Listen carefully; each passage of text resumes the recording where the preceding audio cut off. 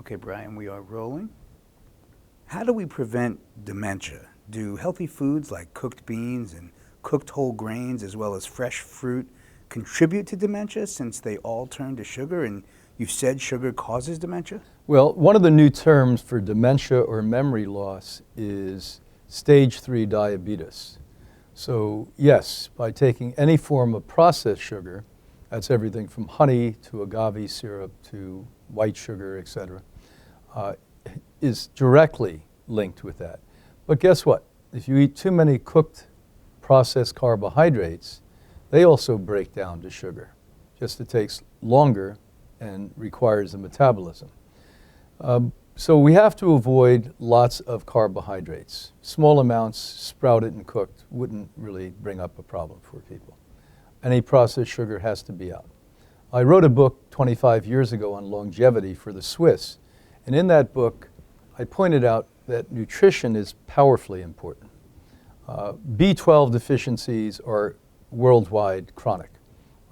7 people out of 10 have B12 deficiencies. Unlike the old days where we used to say plant-based eaters are the ones with it, I've done a 33-year study now, and meat eaters, chicken eaters, fish eaters have an 8% higher incidence than vegans, and raw vegans have less, a 12 to 14%.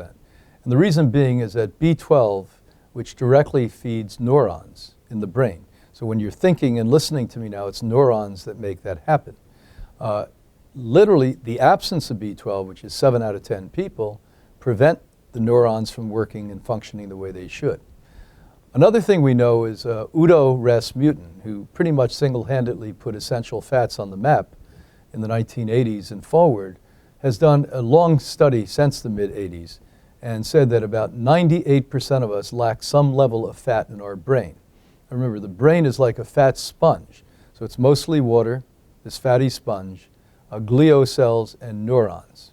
And all of that requires no sugar, all of that requires B12, and all of that requires essential fat.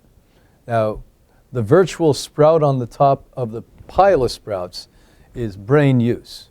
So there's been studies now that show that people who have the classic Alzheimer's gene, exactly the gene you should have, everyone has with Alzheimer's, but they don't have it at a century old, are people who are using their brain in a unique way.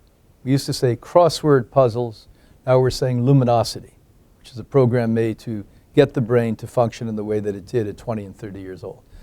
People who socialize, people who read a lot, have far less dementia and Alzheimer's disease. And remember, this is a major problem because 25% of my baby boom generation will have some level of dementia or Alzheimer's. For someone concerned with dementia, what would you suggest supplementing with on a daily basis? Life Give B12, because ours is a living B12 that has the methylcyabolamine we extract in a raw state from the algae, and the other forms of B12. Also, a person has to eat a diet that has natural essential fats in it. So all germinated nuts, seeds, grains, and beans have that, but algae have the highest amount. Algae, which I take 5 types of every single day, have the exact fat the brain is constructed of. So that's blue-green algae, phytoplankton, sea algae, etc.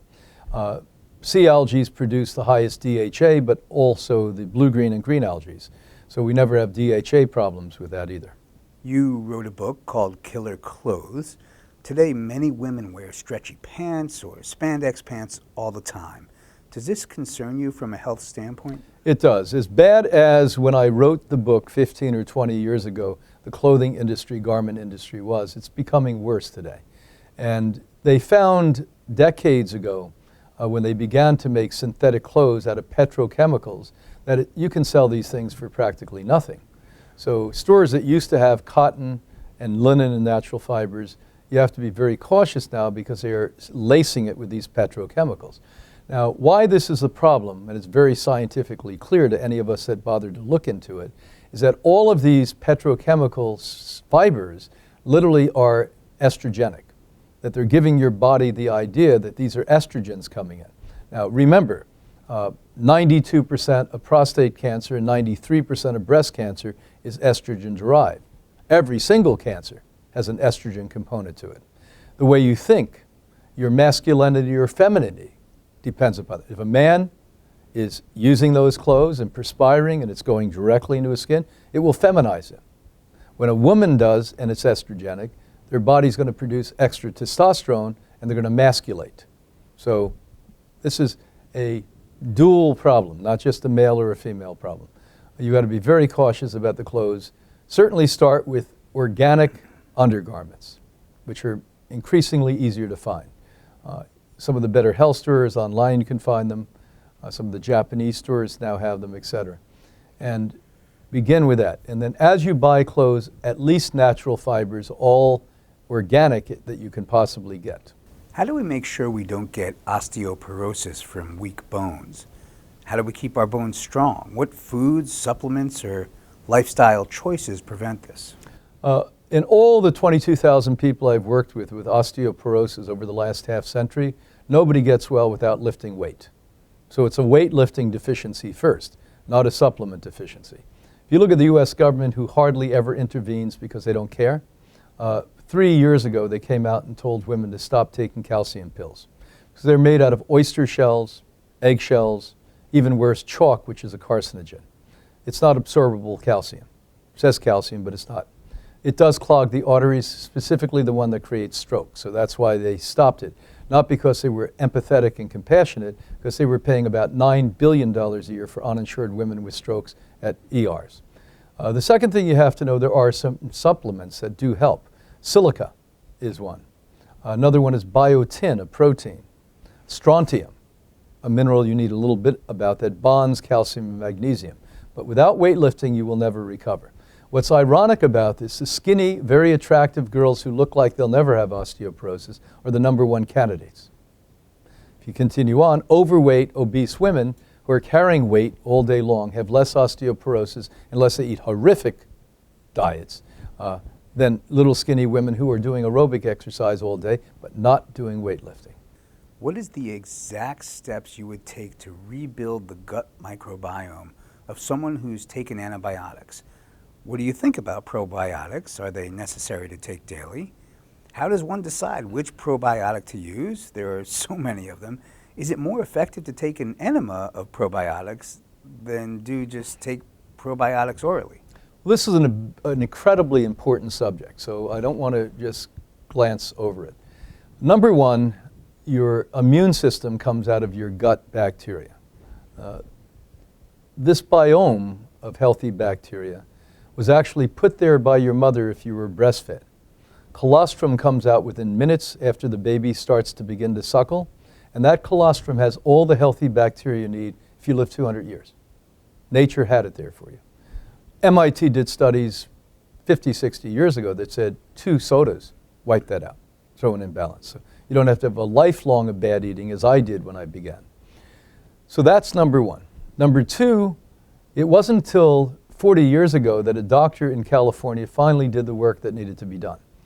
He took cadavers, looked at, I think, 286, as I recall, scraped young people, old people, male, female, and found the common bacteria, bacillus, that in everyone's body was there. He created the very first healthy probiotic. Now, that one has no longer remained on the market. We took that mantle and moved it up. So the Life Gift probiotics mimic exactly what your bacteria would be in a healthy gut if you were getting it from colostrum. And it not only does that, but it amplifies and multiplies the bacteria. But you've got to be very cautious. Alcohol wipes this out. Not only antibiotics, but other medical drugs wipe it out. Pesticides, fungicides, herbicides wipe it out. And so you've got to be very clean in the way you eat.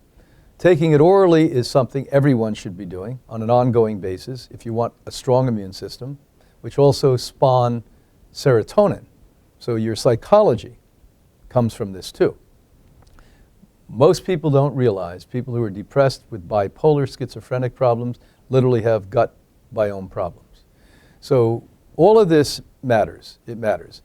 In very severe cases, we'll actually take out of the capsules into water, pure water, and we'll implant that anally into people to go directly into the large intestinal tract, which some of it, by the way, goes up into the small intestine too. You've said some people follow your recommendations on diet and lifestyle and still don't recover from health issues and some die. Why is this? Why doesn't everyone heal on a raw, whole food, plant-based diet with sprouts, green juices, wheatgrass, and healthy lifestyle? The hardest thing for me to wrap my head around, because I was a man who was in denial about how important the mind was. When I became director in 1980, I used to think that weak people had psychological problems. Boy, was I wrong. So from that point, I've matured, and I have a lot more experience. I've worked with 275,000 people now. Your mind is the most powerful agent for healing or demise. And we've seen this. Every one of us have a friend or a family member. They were married 40 years, the wife dies, and 2 days later, grandpop dies. And so that's the power of the mind.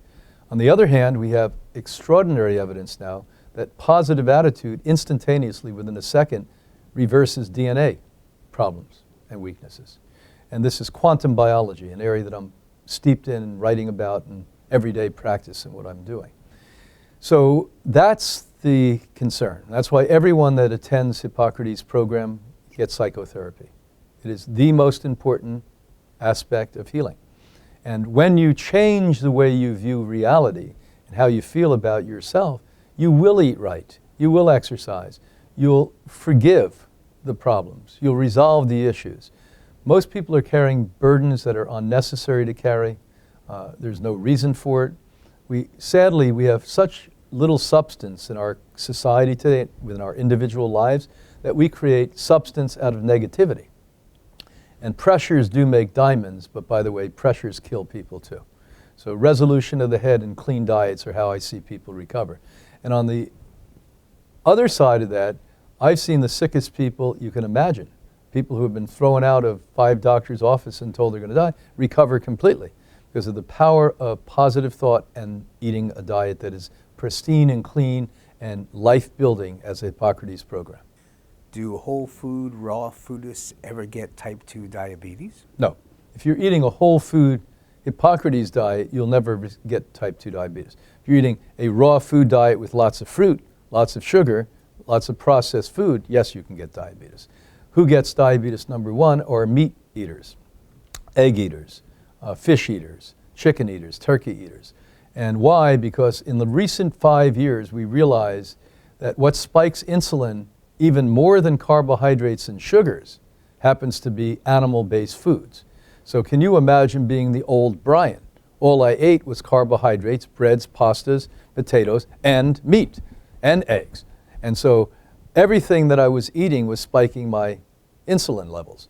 And type 2 diabetes is not a disease. It is a lifestyle choice. I've never worked with a serious individual who changed their lifestyle and stuck to it that did not reverse type 2 diabetes. Type 1 is different. We're not talking about type 1. And so the proper plant-based raw diet, you'll reverse and prevent diabetic type 2 conditions. In 1860, the average age of the onset of puberty in girls was 16.6 years. In 1920, it was 14.6, 1950, 13.1, 1980, 12.5, and in 2010, it had dropped to 10.5. Similar sets of figures have been reported for boys, albeit with a delay of around a year. How does eating animal products contribute to the earlier age of the onset of puberty? Well, let's start not with animal products, but the Industrial Revolution. The year you gave was 20 years after the Industrial Revolution began. America very shortly became the industrial country in the world. That's where we got our economic base from. And it's the chemicals in our environment, in the air and water, that create those problems. Boys are as well as girls. You can measure it with menstruation. But we were speaking today about andropause, my newest book, called Menopause, which is really andropause. And so that's the number one cause. Now, how does animal-based foods amplify that dramatically? Quite simple, is when you have high animal fat, saturated fat in your body, in your liver, in your veins, in your capillaries, in your heart, I mean, it's all over the system. You literally attract and harbor more heavy metals and chemicals. By doing that, the puberty decreases. I have in my office 4 months ago an 8-year-old girl menstruating. And the poor mom and grandmother were in the office and crying and saying, we've been to 6 doctors. The doctors say, it's not cancer. What is it? Not one of the doctors even fathomed this could be menstruation. And when I spoke to them a little deeper, this girl's favorite food was chicken McNuggets. All she ate was chicken McNuggets, which, by the way, rapidly and radically create premature puberty. Remember, the animal hormones that are in that and the fried food that it is, and it's chemicals. This is not even all meat. They put deadly chemicals into it. And so what we're talking about now is a bell of what we should be looking at. When I have little girls in my office with that, when you have the sexuality changes that you see today, where it's feminization of men and masculation of women, and it is all what we're talking about today. Let's go to the other end. So menstruation usually stopped somewhere in the mid-50s in my mom's generation. That's 25 years before my generation, not 100 years. Literally, now it's 40, 45. In my office, I have 20 and 30-year-olds who have been on long-term medicines that are, by the way, in menopause at that point. So having perimenopause and premenopause at 20, 30, and almost everyone in their 40s now. How do we protect our thyroid? It's a big concern. Long-term deficiency in our soil globally of selenium and iodine is the #1 cause. It's like me saying I'm going to starve you and coming back 4 months from now, you're going to be dead. So the thyroid has literally been starved. In Europe, it's about 300 years that hasn't been in the soil. In the United States and Canada, about 150 years. That's first. So that's like taking away the brace or what holds up the thyroid. #2, the electronic age came in. So 30 years ago, 20% of women had a thyroid problem. Today, 70% do. Because we have the cell phone here with the radiation hitting the thyroid. They're in front of computers 8 hours a day. They have Wi-Fi in their homes. They have cell towers outside. And this all cumulatively creates thyroid concerns. Men now, it's 20%. It was so marginal 25, 35 years ago. If I saw a man with a thyroid problem, I asked him, did he work around radiation? That was the only guys I ever saw. And they were in nuclear power plants, or they were oncologists or radiological oncologists of some type. Today, it's 20%. And it's not going to stop. I mean, if we don't rapidly put the brake on and go in reverse quickly and start to take these nutrients and get rid of these electronic, or at least protect ourselves from the electronic, like I do. You know, we created, along with the Russians and the Germans, the high pulse. And this takes care of even 5G. And you know, there's so many eggheads out there. They say there's not enough science. There's massive science on this stuff, massive science on it. You're an egghead. You know, basically get over it, start to realize it's not about sitting around waiting intellectually till you find a way that you feel comfortable doing something. You've got to run like heck and protect yourself this very moment. What can women do to make perimenopause and menopause more physically and emotionally comfortable? Well, #1, you can halt it and even reverse it in some cases by cleaning up your diet, going to organic plant-based foods. Exercise is paramount. We use bioidentical hormones in some cases, and herbs. So our first is lifestyle, exercise, then herbs, and in some cases, 20%, 25, 30%, you may find an additional need for them to take correct plant-based bioidentical hormones. That word is being thrown around, and I'm going to caution the listeners, because not everyone who says they're a good expert with bioidentical hormones know what they're doing. Some of the guys that I've had the pleasure and fortune to work with started this in the 60s and 70s, and they've had 40, 50, 60 years, some cases, of experience doing this.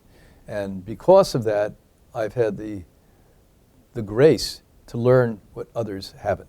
There's a doctor we work with now that developed a computer program that doesn't have fault in it. You do 5 saliva tests, much better than 1 blood test or 1 saliva test, and they put it in the computer and it pops back exactly what you should take. And you have to periodically do that. You don't just stay on the bioidentical hormones the way you did 6 months ago. That's got to be looked at periodically. And that brings people's libido in the brain and heart back into shape. Muscles grow better. everything. You start to youthify without it being unnatural. Do you think fruit with its sugar in it contributes to dementia? And what about lower sugar fruits like a Macintosh apple or wild berries?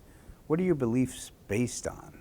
Well, quite simply, there's no difference between fructose and sucrose and dextrose and glucose as far as the brain's concerned or the body's concerned.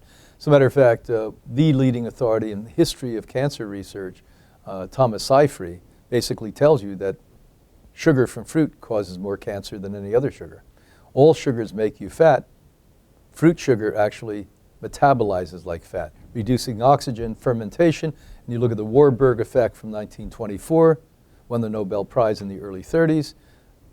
That's what we're talking about here. We don't have to redo the study. We have to read it and get it. We took fruit out of the diet for anyone who was sick with cancer 40 years ago, 38 years ago, with viral diseases, bacterial diseases, fungal diseases, yeast problems, low and high blood sugar. And we saw clinically, we saw rapid recoveries. We saw people who weren't getting well or minimally were getting well immediately started to get well.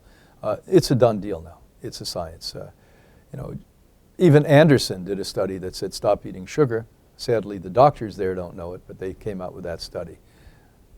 And so the other thing I have to say to you is that if you are going to eat fruit, I don't eat any fruit. It's not part of my diet anymore because I see on a daily basis the havoc it plays because it's been hybrid to have massive amounts of sugar.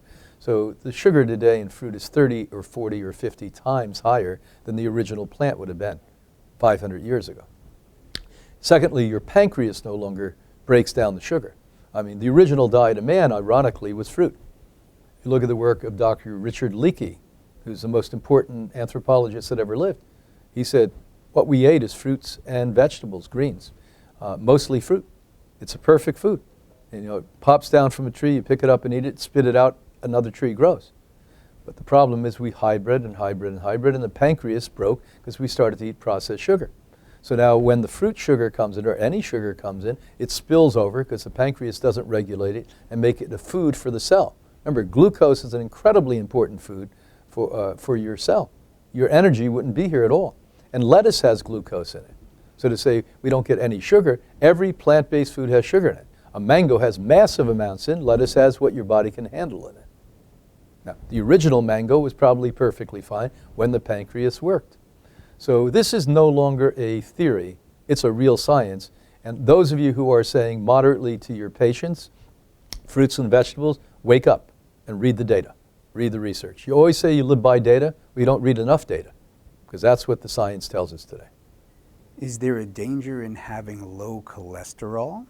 Dr. Gabriel Cousins says low cholesterol can lead to certain health issues like depression. Absolutely. So if you look at the brain, its construct is fat. So if you have low cholesterol, you literally have figurative holes or absence. Now remember, those neurons, so if I say I'm going to stand up and I'm going to walk to the other part of the room, neurons go in a straight line and say that. How about if I go to a gap? There's supposed to be a bridge. There's no bridge there. It literally stops. And this is where dementia is. So you're in the middle of doing something or in the middle of saying something and you forget what you're doing. That's lack of construct of the brain. So fats are incredibly important. We also know that chronically low cholesterol leads to us thinking it may be leukemia, because we've seen that in case after case. Now, what is low? That's really the question. So one of the few scales on the medical blood test that is pretty accurate is cholesterol. And so we're looking at something that is in the middle would be better. High, in some cases, would be problematic for a person, but if you metabolize differently, it would not be. I know people who are eating very healthy diets, exercising, and they still have higher cholesterol. Their body metabolizes cholesterol in that way, and it's perfectly fine. Other people with a different genetic makeup, literally high cholesterol could give them a heart attack and stroke. But that's not usually what gives you the heart attack and stroke. It's a lack of nitric oxide from clogging up the vein that stops the elasticity, and you have a rigidity in the cell, and kaput, you end up with a heart attack or a stroke, or phlebitis. What are the exact foods, supplements, and lifestyle choices to improve our sex drive? Well, that's pretty important. I wrote a book on this, 7 Ways to Lifelong Sexual Vitality. And right there at the top of the list is algae. Highest protein food in the world, has enormous nutrient loads in it, some of which we have yet to identify. It brings oxygen into the bloodstream. So whenever you have oxygen, you literally are going to have better libido, better brain, better heart, better circulation. That's a done deal. How about exercise? So aerobic exercise is a powerful agent in this. Matter of fact, when people have erectile dysfunction or women are disenchanted and no longer have a desire for sex, it's because the capillaries and the veins are clogged going to that area. When we start to move and exercise and eat oxygen-rich food, what is the most oxygen-rich food? Green leafy vegetables. What's the top of the list? Sprouts that you're growing in your home, no matter what time of the year it is, you're actually eating them or juicing them and drinking it immediately. So we see people come back with their libidos like it's going left and right. I also created a supplement with a Life Give line called Circulation Max, specifically for this concern. And when we first made it, it was cardiovascular. Every single person I gave this to test, they were talking about how, and I won't call it, things were happening. They were much happier at that point. At that point, I wasn't taking a lot. I started to take it, and I can tell you it really works. Because it actually has the body create its own nitric oxide, which pretty much comes to almost a halt at 25, 26 years old. So this is what nature literally does. Reduce nitric oxide, and nitric oxide reduces circulation, and when that happens, libido goes bye-bye. What are the exact foods, supplements, and lifestyle choices to make our kidneys function optimally? You have to understand that potassium, lack of fluid, is the number 1 cause for problems in the kidney. Now what complicates that really well is animal food consumption, because a chelation has to occur, where certain proteins within the kidney can break down plant-based proteins, because plant-based proteins, especially if you eat an algae or a sprout, are broken down from its complex protein to an amino acid already. When you're putting meat in, the poor body, and the kidney specifically is trying to do that, it's incapable of doing it. So you notice that the parts of our society that have the highest amount of kidney disorders are African Americans and Hasidic Jews. And the reason being is they eat the highest amount of animal-based foods. And it used to be those people were uniquely different, no longer. Now we're all eating animal-based foods like crazy people, so I'm seeing kidney disorders going off the map. As a matter of fact, by the year 2075, they expect half the population to have kidney disorders. So high potassium, plant-based foods, good. What's amazing is once you have a kidney problem, you can't take potassiums. So it's what prevents it from happening, but once it breaks, you can't take high potassium. So when these people come to us, we just had a man a month ago come to us. He was on his way to kidney dialysis. I said, give this 3 weeks. You know, his kidney was under 10% functioning. Came back, the doctor was elated. Doctor wasn't interested in why it happened, but this is a miracle. I've never seen it happen. I've been practicing medicine 35 years. It was because we got rid of the animal-based foods, which he was in love with, like I used to be. And he lost 25 pounds, and we got him to get off his ass and start to exercise. That's how he reversed it. I can't tell you how many hundreds of people I've seen reverse the need for dialysis. And by the way, dialysis is one of the most grievous medical devices that there is. And thank God they have them, because people used to die.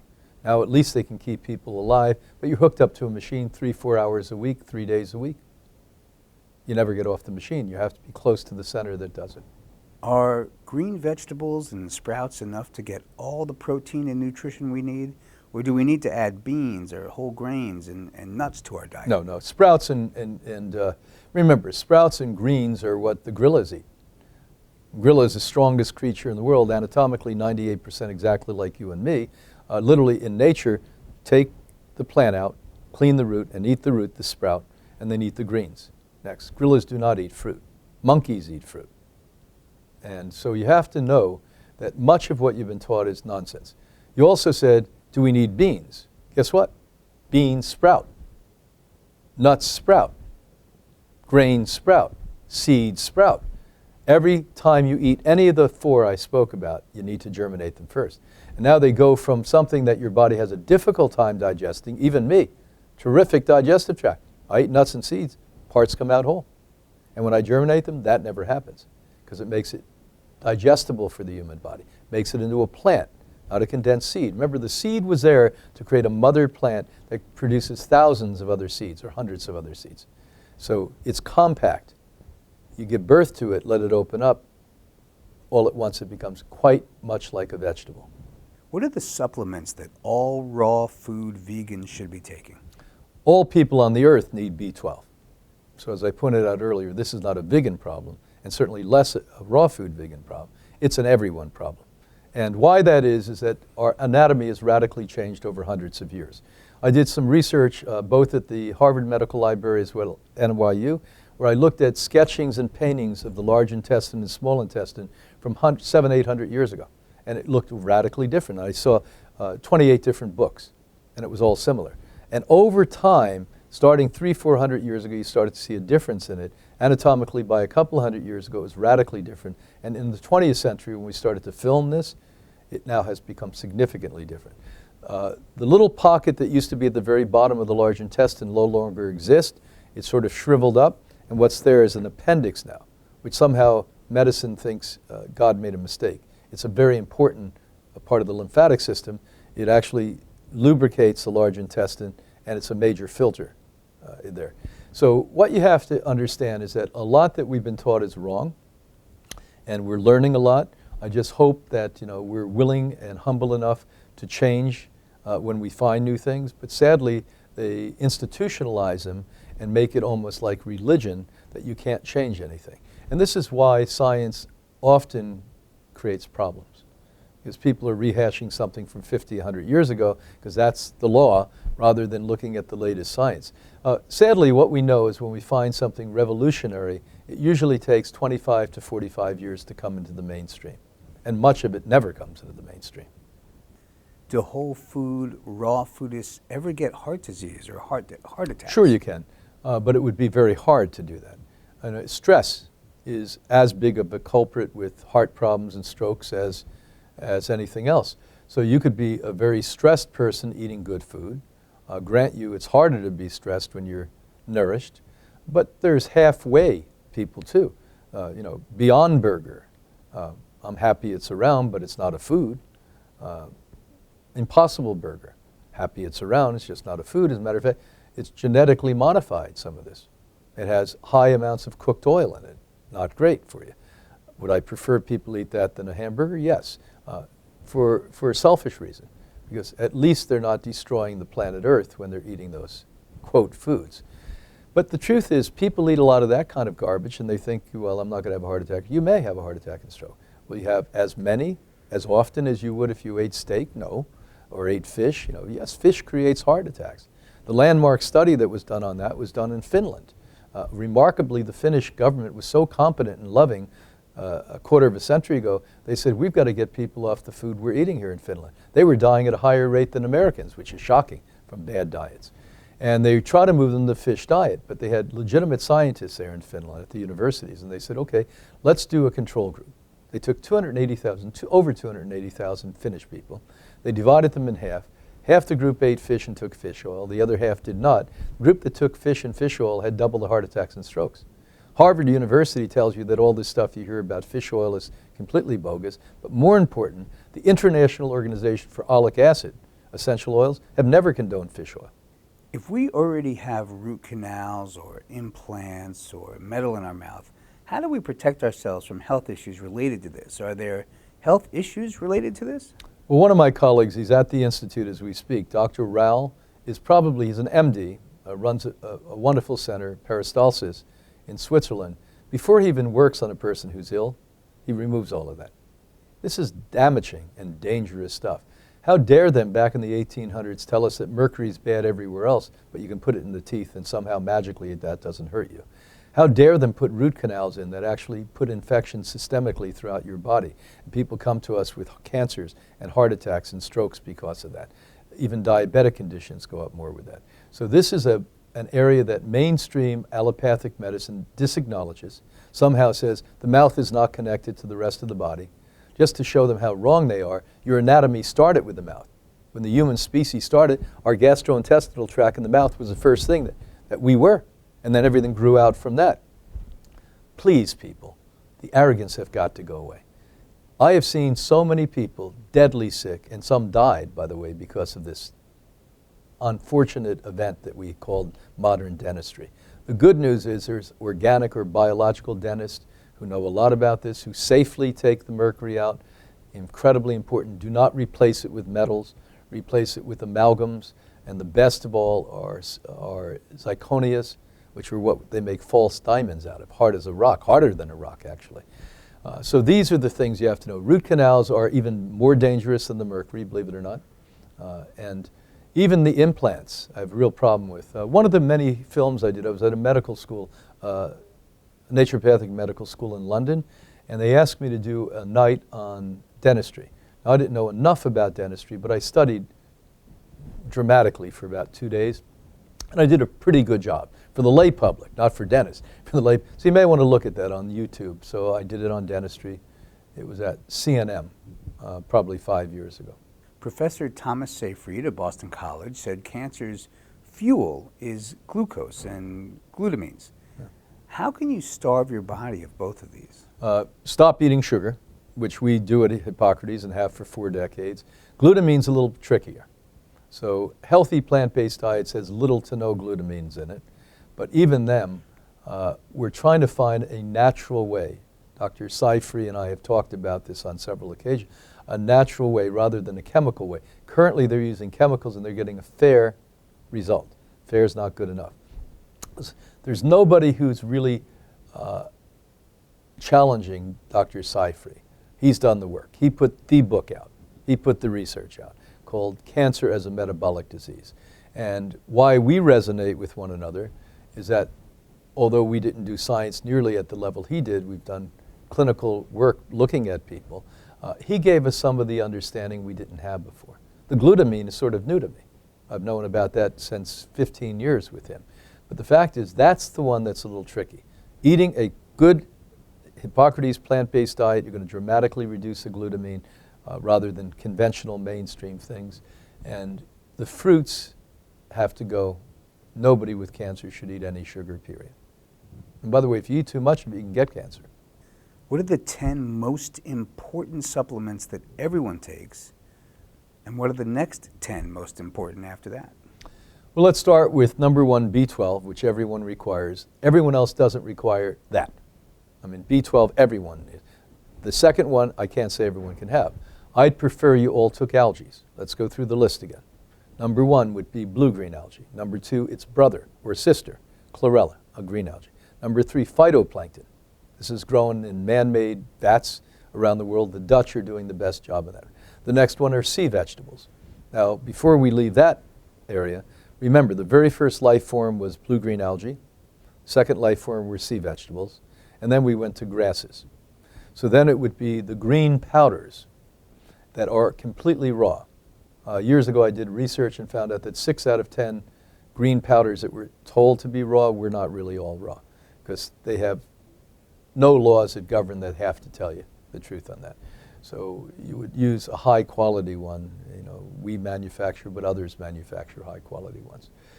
The next thing I would tell you is flower pollens, if you're a very strict vegan, or a bee pollen, but they do abuse the bees in that one. Nutritionally they're similar without the bee abuse with flower pollen. It costs a little bit more. Sarentin is a company out of Sweden. They've done massive research on it for the brain, for prostate, for circulatory activity, for cancer reduction, immune function, etc. So that's helpful. An ionic form of zinc. Zinc, we know, does reverse colds by 1/3. So if you have a 6-day cold, it's a 4-day cold. You know, 4-day cold, you know, you get the picture, it's a 3-day cold. And if you also look at zinc, it boosts the immune system and has a lot to do with your hair. Keeping it on your head and the color of your hair, that and copper in combination does it. And people like to keep their hair as dark as they can, as long as they can. Another mineral is selenium. I spoke about that earlier because of the thyroid, but we didn't expound on that and talk about all the glands, the genitalia for both male and female, ovaries for women, testes for men. Incredibly important, selenium, organic seleniums, ionic forms. Ionic meaning electrically charged.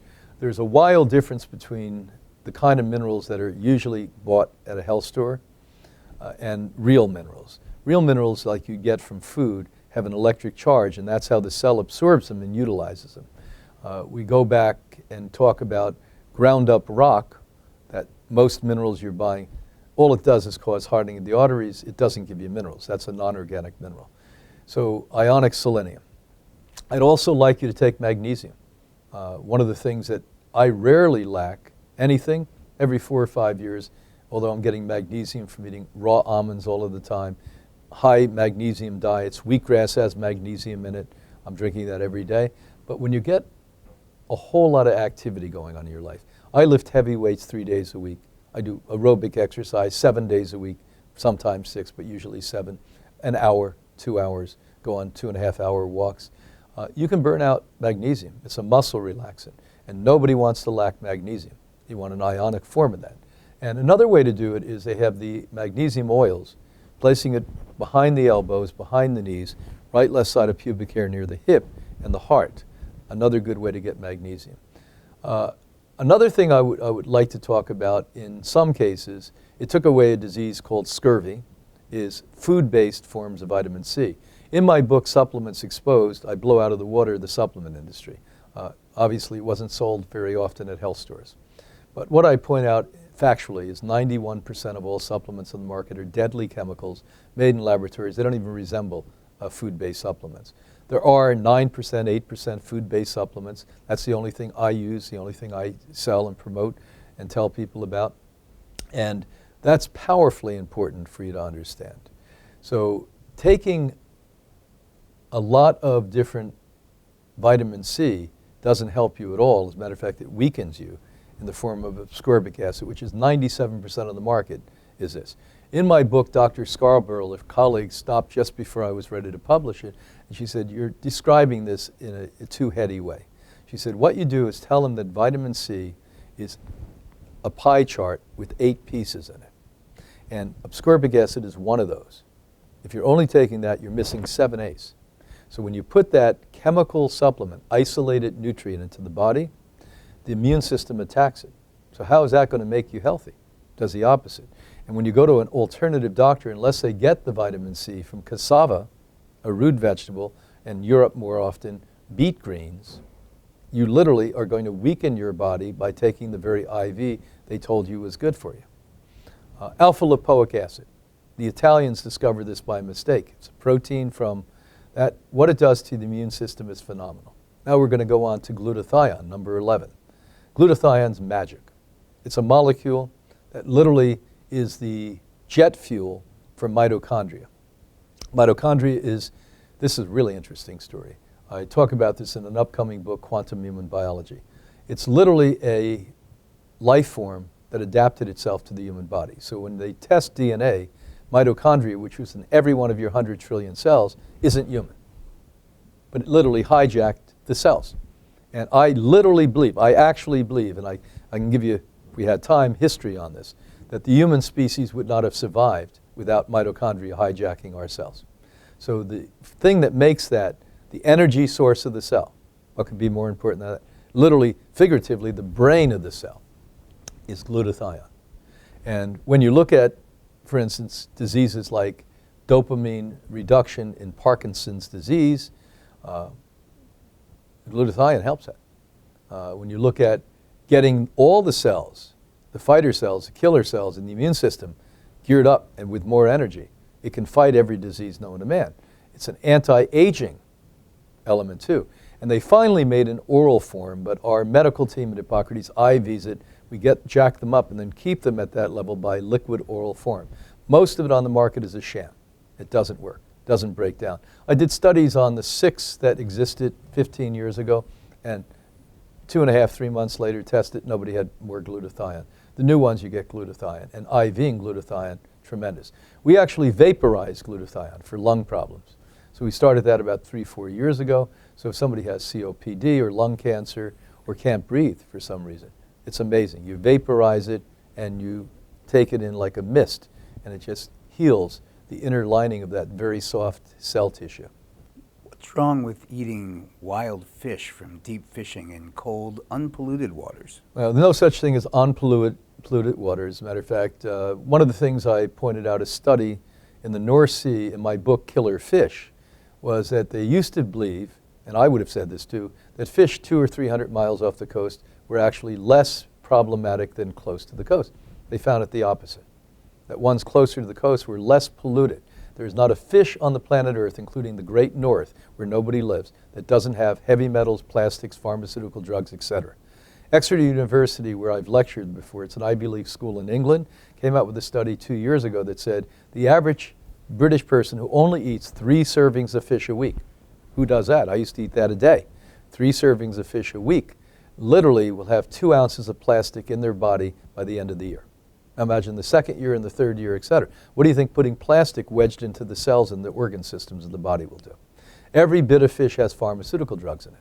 I literally did a report in my magazine, Healing Our World, 10, 12 years ago, where on the west coast of Florida, dolphins, whales, and sharks were drowning themselves by the dozens. Everyone blamed the Navy, the sonar. When they did autopsies, it was Prozac. The poor animals thought they were at high speed moving out, and they were going towards the beach and grounded themselves that way. There is no safe fish on the planet Earth. And ultimately, listen to what I'm saying closely and challenge what I say. Anyone listening to me, including professional doctors, I'd like to debate you if you want to challenge me on any of these things. I never say a word that I can't prove. I never say a word that doesn't have reserves and hundreds, if not thousands, of studies to back. When you take a fish out of the water, just like if I put you in water for 20 minutes, how are you going to look? It hits oxygen. The fats, and fish are mostly saturated fats, not omega oils. That's, propaganda you hear. That fat literally becomes rancid. We've known for 68 years that rancid oil causes cancer. Change that one. We're not going to change it. That's a fact. Heating oil, even on a nut, even in a raw food. If you heat that, cancer causing.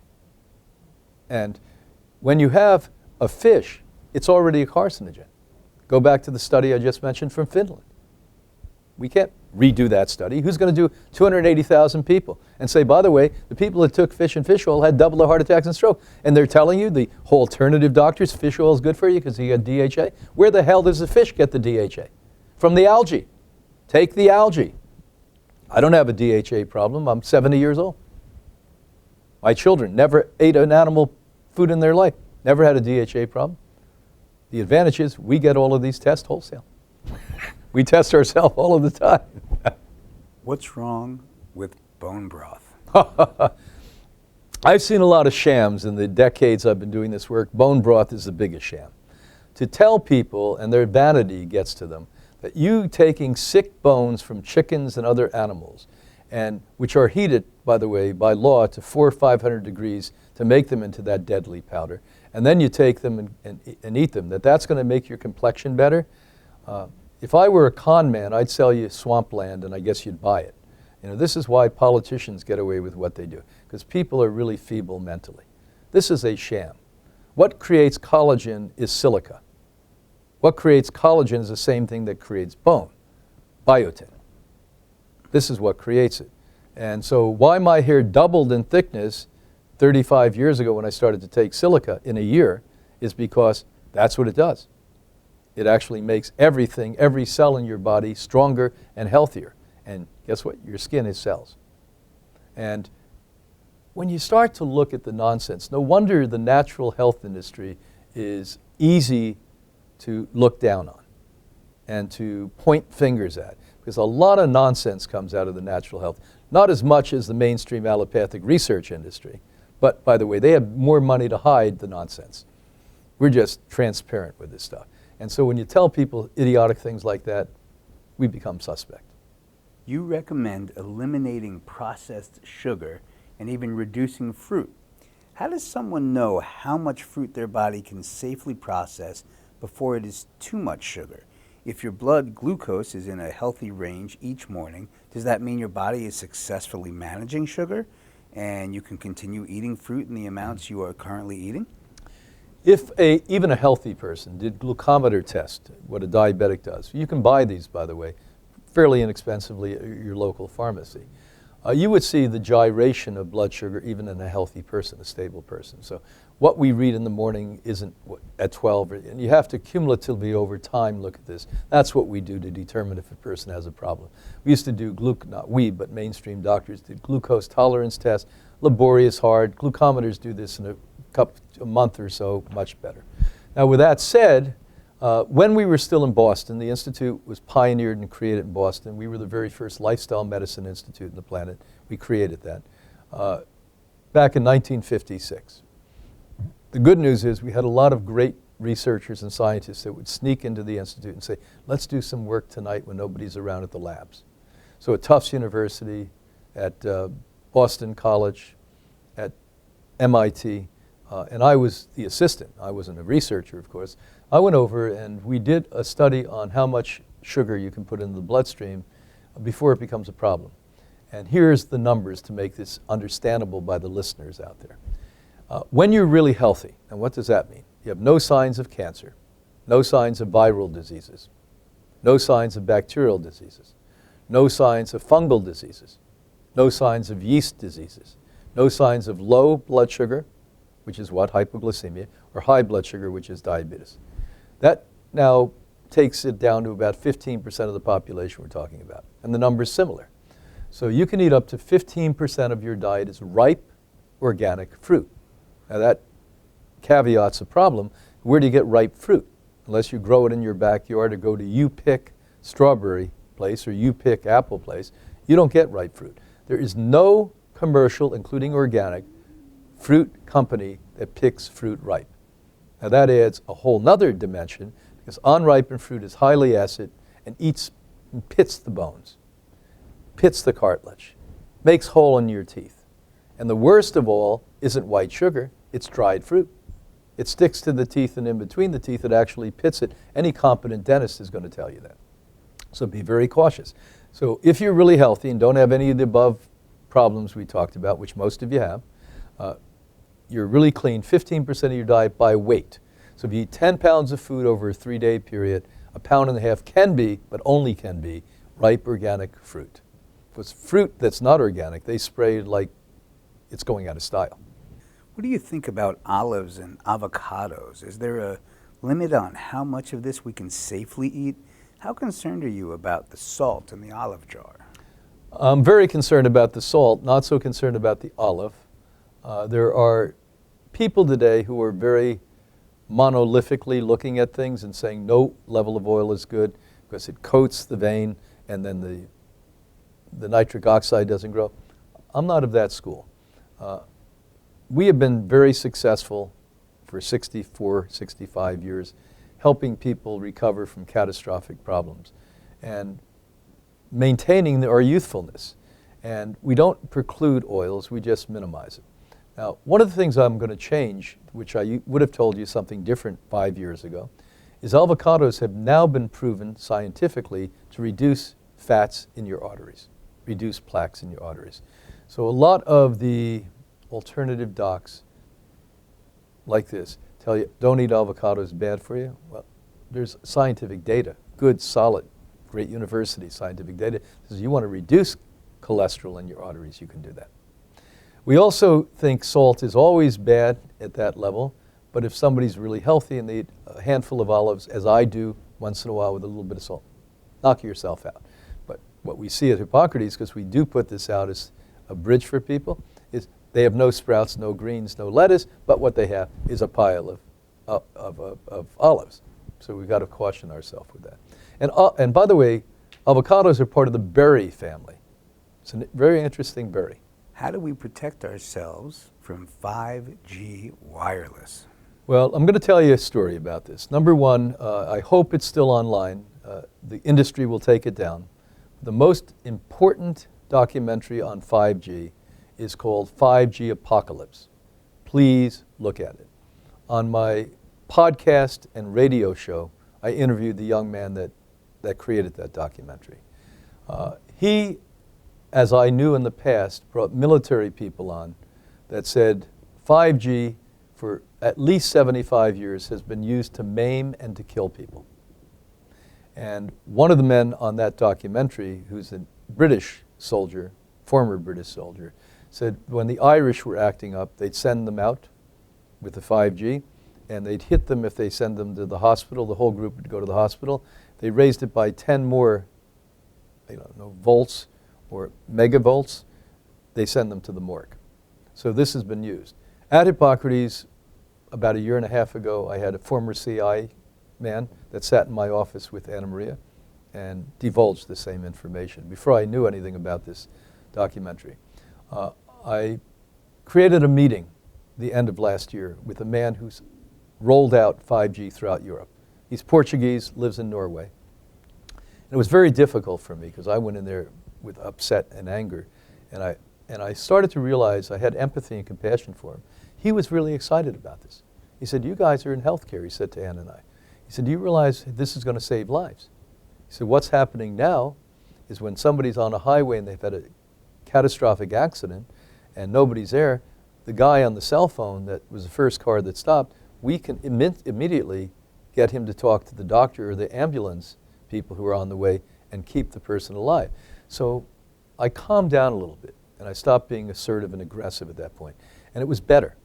And I got him to divulge things that were shocking to me. Now the original plan was every 14 yards, that's in very close proximity, about the size of this room, they were going to put antennas. And for one sole purpose, to keep the 5G below 5. Now, first question I asked him, do you have biological evidence that 5 cumulatively over time won't hurt you? He said, "We don't think so." I said, "So you're speculating?" He said, "I guess if that's what you want to call it." The second thing I said, "Are you going to wait until you put antennas all over the globe every 14 yards? He said, "No, we're rolling it out." And in Europe, they rolled it out even before here. First place in the United States, they rolled it out 6-7 months ago was Chicago. But in Europe, 5-6 years ago. They're using the cell towers. My next question was, what is the rate at the cell tower? He said 35 to 45. Now go back to what I said 2 minutes ago, that at 65, people are hospitalized. At 75, they go to the morgue. So when we became totally awake of what was happening, I added a class I'm teaching on all of this at Hippocrates. And as I did in Europe with the top man, speaking to the top doctors on preventing this. We worked really hard with the Russians and the Germans to create a device called high pulse that will protect you, unlike anything else on the market. This is hardcore science, mostly Russian, but refined by the Germans. And we helped put that together because nobody had they were scientists, they weren't interested in that part of it. The other thing is that you're going to have to understand your smart meters are part of the 5G patterns. So get a cage if you have the smart meter. For $125, you can buy the cage, put it over there. Put your Wi-Fi off at night when you're sleeping. If you're building a home, put a switch on the wall, whole thing goes off. A very inexpensive way, go to the dollar store, buy a long strip plug-in that has an on and off button on it. At night, brush your teeth, put your pajamas on, and shut that off. Don't have anything in your room, close to your room. People are going to get really sick. I read back in December that they're now using cell towers and projection of 5G to alter people's awareness and consciousness. We're on a train that's being molded by world leadership at this point that we've never been on in the history of humanity before. Do we need added fat in our diet in any form, aside from what we get from plant seeds and nuts? Well, if you look at the ketogenic diet, the birth of the ketogenic diet was literally from a woman, a scientist, whose husband was getting dementia, and proved by him putting good essential fats in his diet, he stopped the dementia, the progression of the dementia. So the answer is yes. As we spoke earlier with the question, really low cholesterol and fat can be problematic for you. And it's not only the brain, it's energy. A long-distance triathlon runner would die if they didn't have some extra fat in their diet. They'd literally chelate. They'd break apart. So you have to individualize this. And you have to look, as we are now, our medical team at Hippocrates, at the state-of-the-art genetics on these things. So there's some of us who can metabolize this stuff well, some who cannot, some that have high cholesterol all the time, never had a heart attack and stroke, some have low cholesterol, have heart attacks and strokes. So it's not as cut and dry as we've tried to make it in even natural medicine as in the past. My hope is that everyone who purports that they're a healthcare professional or a doctor is humble enough to stay up with what's going on now. If we don't do that, we're part of the problem. If we are living on what we understood 20 years ago, we're obsolete at that point. There has to be openness to this. Do you recommend we eat garlic, ginger, burdock root, turmeric root, black radish, and Jerusalem artichokes 365 days a year? What else would you add to this list to eat 365 days? Well, every one of those that we spoke about are terrific for you. I think to burden the listeners with you should eat every bit of this plus extra every day is a little bit difficult for us. Do I eat them every day? No. Do I eat sprouts every day? Yes. Do I drink green drinks every day? Yes. Do I take B12 every day? Yes. Do I take algae and pollens? Yes, yes, yes, yes, yes. But as often as I can, garlic's in my diet. Anna Maria, my wife, the co-director of Hippocrates, ran a center in Europe. They were known to use garlic therapeutically to reduce inflammatory problems. Unlike in the United States, where we're scrutinized by the government because they're in bed with the pharmaceutical industry and the food industry, over there the government supported that center and did $2.5 million of research and showed, by the way, we're going to send Swedish citizens there because this works better than medicine. So let's start with that. Number two, garlic, I have seen this reverse infections people have had for 2 years. They can't, every antibiotic, everything they used didn't work. You put garlic oil on, you crush the garlic, let it sit overnight, 6-8 hours. You start to put that on. That's so antimicrobial, anti-inflammatory. It's just like stunningly good. Garlic has been a medicine from the beginning, the dawn of man, I think. Great for you. And not only the heart. Harvard did a study 45 years ago that literally said it's an anti-cancer agent. Ginger, very unique. Not only is it the best Dramamine in the world, so if you have motion sickness, basically it works better than that, but it also regulates body temperature. So in a very hot climate, it cools you off. In a very cold climate, it warms you up. So it's an adaptogen.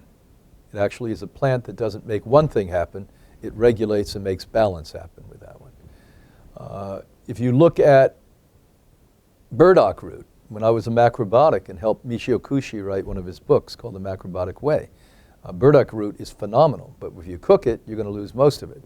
So either eat it in its raw state, it's very hard, you have to chop it up small, or juice it and get the juice out of it. But that is so amazingly good to regulate circulatory activity and help the cardiovascular system in the body. I like fennel too, fennel the vegetable. And fennel seeds are even good, but the vegetable fennel, I juice this quite often when I'm making juice at my home. Why? Because that opens up capillaries. Remember, almost all your blood goes through capillaries, not veins. Over 3/4 of it does. And those capillaries are super easy to clog up. And what this does is help the fluidity, movement going through there. Garlic does that also, by the way, because garlic kills the microbes that are clogging those up. Remember, your teeth are creating heart disease because the microbes, the bacteria in your mouth, are accumulating, and they are actually clogging up the vein, as we know scientifically, even more than the animal fats sometimes. Now imagine what I used to do, the animal fats plus bad mouth, and then you have a real problem going. So periodontal disease, after 50, something like 80% of the population has some level of periodontal disease. This helps it. This helps it. Name a few more again. Black radish? Black radish, amazingly good. Black radish is actually known to be antimicrobial and anti-mutagenic. So it actually helps to retard growth. Jerusalem artichokes. Terrific. Jerusalem artichoke is part of a rare family. Stevia is in, licorice is in, the licorice root, and Jerusalem. It regulates blood sugar.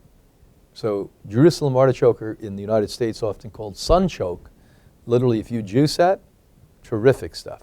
Regulates blood sugar. One other one we had was turmeric root. When I was writing my academic books, a series of academic books called Food is Medicine, I never take off work because I love my work. It's not work. I had to take 4 days off, and I read 2,600 studies. I couldn't see after I couldn't read for 2 weeks after that. And the only thing turmeric or curcuminoids, which are the medicine in turmeric, do not make you do is walk on water. This stuff is magic, I'm going to tell you. I got so excited about it. In our Life Give line, we created something that is by far the strongest one on the market. Without cooking it, without processing it, from 1 kilo, a little over a kilo, 2.3 pounds, kilo's 2.2 pounds, we take the medicine out of that for 1 capsule. And that anti-inflammatory is amazing. But the other secret nobody tells you, the number 1 anti-inflammatory is pure water. The number 2 is turmeric. Remember, when you have a fire, you put it out with what? Water. Can you sum up everything we've talked about in 15 seconds? I'll try to. So I think what we need to understand is that humans were built to eat plant-based diets. We were built to eat raw plant-based diets, not because we're the one unique species in the world. We are the only species in the world that do not eat raw plants or raw food. Even carnivores eat raw food. They don't cook it. We're not carnivores. We're not omnivores. We're actually frugivores and herbivores. That's what we are. Number 2, you could be the best healthy raw food vegan eating the green diet that we purport is the best in the world and we've researched for 6.5 decades. But by the way, if you don't exercise, you can't be healthy. So you've got to have weightlifting exercise. Or you're going to be weak. You're going to look like a vegan looks. You need aerobic exercise so the brain works. Half the depression goes away with light to moderate depression just from aerobic exercise. Get off your butt and do something. You need stretching, and the older we get, stretching becomes more important. You need to get your head together. I had an incredible childhood. I had parents that loved me. I played music. I do what I do now. Every bit of what I've done throughout my life and been able to support myself and my family with, I've loved to do. But I still was screwed up because our social abnormalities make you question yourself. And the imposition of things that aren't real posed on top of you. So I had to work really hard not to be negative. Because men in my generation were taught if you spit and curse really well, that's all you have to do. Didn't have to know anything. You didn't have the empathy or compassion. Just spit and curse. And I realized that that's not true. Real strength comes out of compassion, understanding, forgiveness. And if you don't do those things for yourself, you can be sick no matter what you eat and no matter how much exercise you do.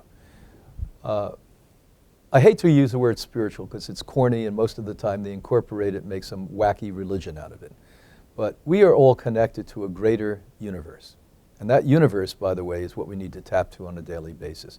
Things can be an overwhelming burden for each and every one of us, even those of us that are focused and clear and professional at what we do. We need help. We need to ask that universe to help us. And as a good friend of mine, Larry Dosey, a physician, told me many years ago, he said, you have to do half the work, and once you do, the universe will do the other half. And I believe that. So learn to focus in on yourself. Meditate, pray, contemplate, whatever it takes. Spend time in nature. Today, Anna Maria spent 2 hours with something she's worked on for a year. How in certain countries like Japan, they actually go in for aromatherapy walking in forests. This is an understood therapy the doctors are telling people to do. That you're actually getting pheromones and hormones from the plants. How many of us do that anymore? Put these plants, because we work in cubicles and offices, make walls in your office on these things. There's wonderful people who are experts in that. And grow things that are not hard to grow. Every 3 weeks you water the thing. Even I could do that. So these are the things we need to do. Most recent study, most important study ever done on centenarians showed us that yes, plant-based diets and exercise are important, but equally important is communication and companionship. 2 studies, landmark studies. People who are lonely, and they estimate 6 out of 10 of us are lonely, die 15 years sooner than people who are not lonely. And by the way, that's the same amount as cigarette smokers. So imagine if you're lonely and a cigarette smoker. Brigham Young University just did a study where they said people over 65, if you don't have 4 close friends, you'll die up to 8 years sooner. So make friends, get out there, socialize, volunteer.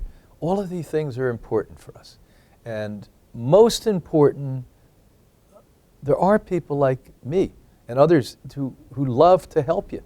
We want to help you. You know, you can come to a place like Hippocrates, not because we're going to get money from you, because I want to change humanity. And if you come there, we assure you that we're going to make you the person you've always dreamed of being. We're going to help you. We can't make you anything. We're going to help you make yourself that person. And then we have one more contributor in what I call the army of love, so that we have a chance to survive the insanity of humanity today. What's the one thing I need to do today?